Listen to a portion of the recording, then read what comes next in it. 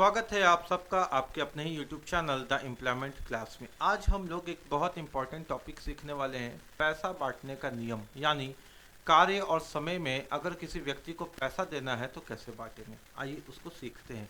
और ऐसा सीखेंगे कि दोबारा इस तरह का क्वेश्चन हमसे कभी भी गलत नहीं होगा, किसी भी एग्जाम में कोई भी टाइप पूछा जाए। देखिए साथियों, एक चीज़ समझिएगा, लोग जब काम करते हैं ना बेटा तो वो लगाते हैं समय। क्या लगाते हैं? समय।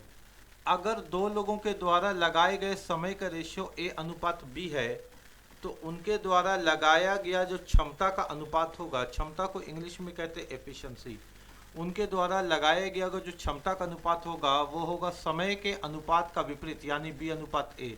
यहाँ पहले ए था, अब बाद में ए आया, यहाँ बाद में बी था, अब पहले बी आया। यानी समय का जो भी रेशियो रहेगा, एफिशिएंसी का रेशियो समय के रेशियो के अपोजिट होता है। ठीक हो गया। सर एफिशिएंसी क्यों सिखा रहे हैं? क्योंकि पैसा जब भी बटेगा ना तो क्षमता के अनुसार बटेगा, इसी के अनुसार बटता है पैसा। बस इतनी सी बात है। यानी समय दिया हो तो उसको पलट करके क्षमता बना लेंगे और क्षमता के अनुसार पैसे को बांट लेंगे। बस इतना ही काम आपको सीखना है यहाँ पर, है ना।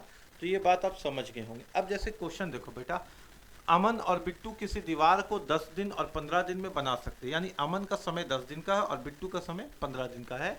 यदि दीवार बनाने का खर्चा 550 रुपया है तो बिट्टू को कितना रुपया मिलेगा? चलो देखते हैं बिट्टू को कितना रुपया मिलेगा। रुपया मिलेगा, यानी रुपया हमेशा क्षमता से मिलता है। अगर हमने पूछा टाइम, क्या देगा बेटा यहाँ पे? टाइम। अगर हमने पूछा कि अमन भाई तुम कितना टाइम लगाओगे तो अमन भाई ने कहा कि हम दीवार बनाएंगे 10 दिन में। हमने पूछा बिट्टू भाई तुम कितने दिन में दीवार बनाओगे? बिट्टू भाई ने बोला कि हम उस दीवार को बना देंगे 15 दिन में।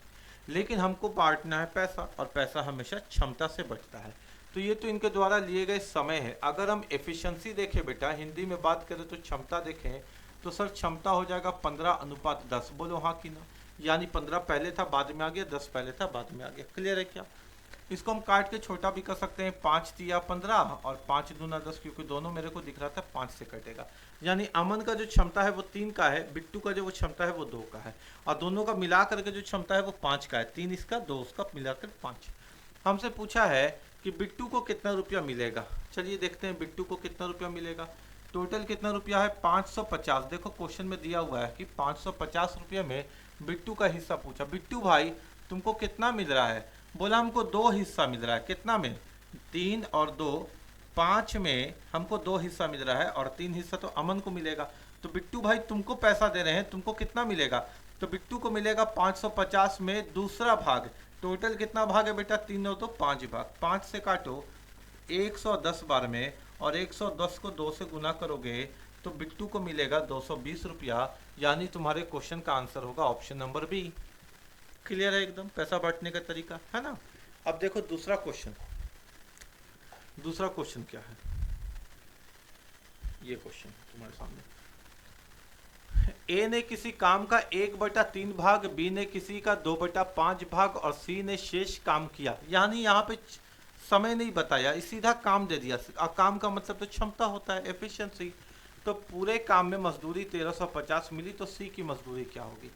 अब यहाँ पे तीनों का क्षमता ही दे दिया है, क्योंकि काम का मतलब होता है क्षमता। ए, बी और सी का क्षमता। ए ने बोला कि मैंने काम किया 1/3 भाग। ठीक है भाई ए, तुमने 1/3 भाग काम कर दिया। बी ने बोला कि मैंने काम किया 2/5 भाग। ठीक है भाई बी, तुमने 2/5 काम कर लिया।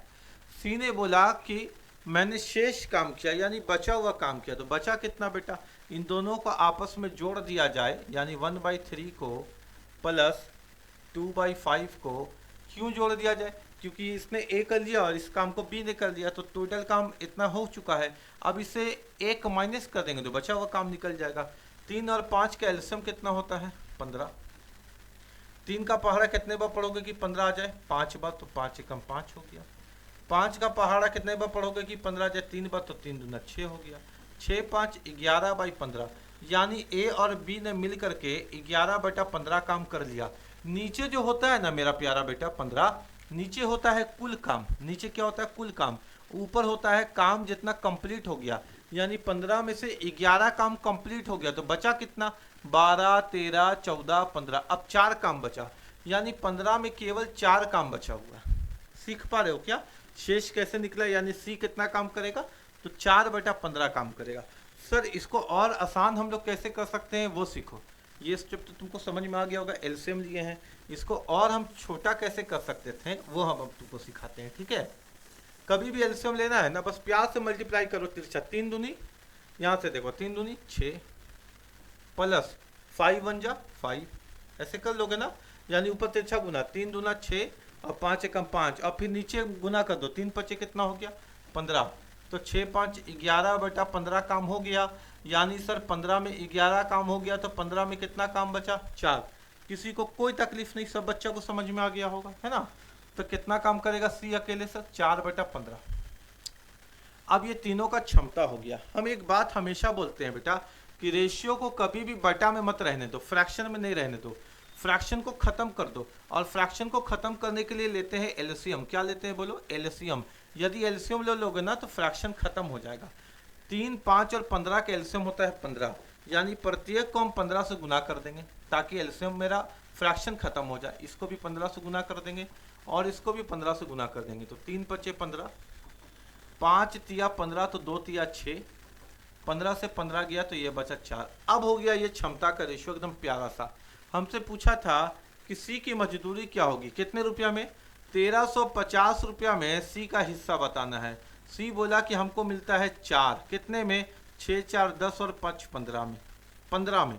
टोटल नीचे लिखते हैं ना, अभी हम तुमको क्या बताए थे, नीचे लिखते हैं टोटल। 15 में 4 हिस्सा, 15 9 135 होता है जानते हो ना, और 9 चौके 36, यानी जो सी का हिस्सा आया वो आया कितना 360 रुपया। कितना आया बेटा 360 रुपया। उम्मीद है कि ये चीज़ें तुमको समझ में आई होगी और इस तरह से पैसा बांटने वाला हर क्वेश्चन तुम खुद से कर सकते हो।